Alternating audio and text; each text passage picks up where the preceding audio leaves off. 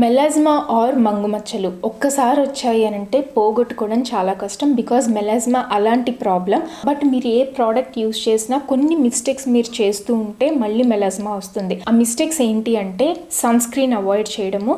Tinted sun screens చాలా చాలా కంపల్సరీగా యూస్ చేయాలి. నార్మల్ సన్ స్క్రీన్ కాదు, టింటెడే యూస్ చేయాలి.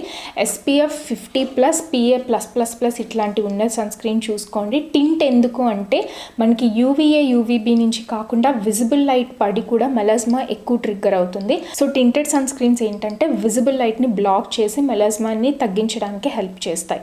నెక్స్ట్ ఇంకొకటి, మన ఇంట్లో ఎస్పెషల్లీ పెద్దవాళ్ళు చేసే తప్పేంటంటే వంట చేసేటప్పుడు పాత్రలకి చాలా దగ్గరగా, స్టవ్కి చాలా దగ్గరగా నుంచుంటారు. హీట్ వల్ల కూడా మెలాస్మా ట్రిగ్గర్ అవుతుంది.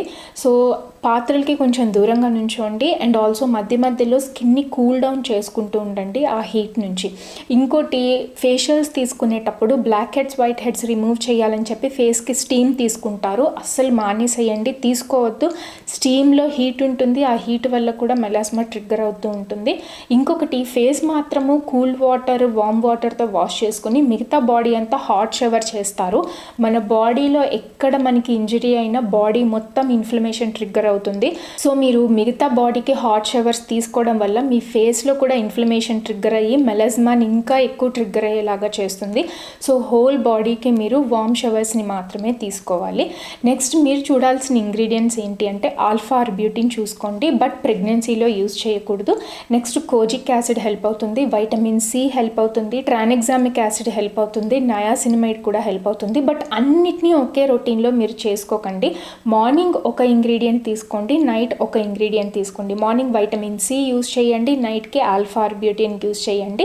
సో ఒక కన్సిస్టెంట్ రొటీన్ బిల్డ్ చేసుకోండి. మీరు కెమికల్ ఎక్స్ఫోలియేషన్ కూడా చేయొచ్చు.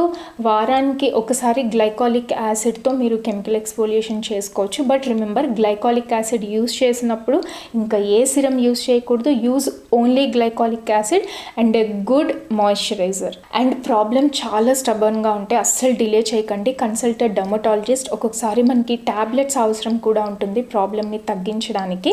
సో ఇన్ దట్ కేస్ వాళ్ళు మీకు హెల్ప్ చేస్తారు.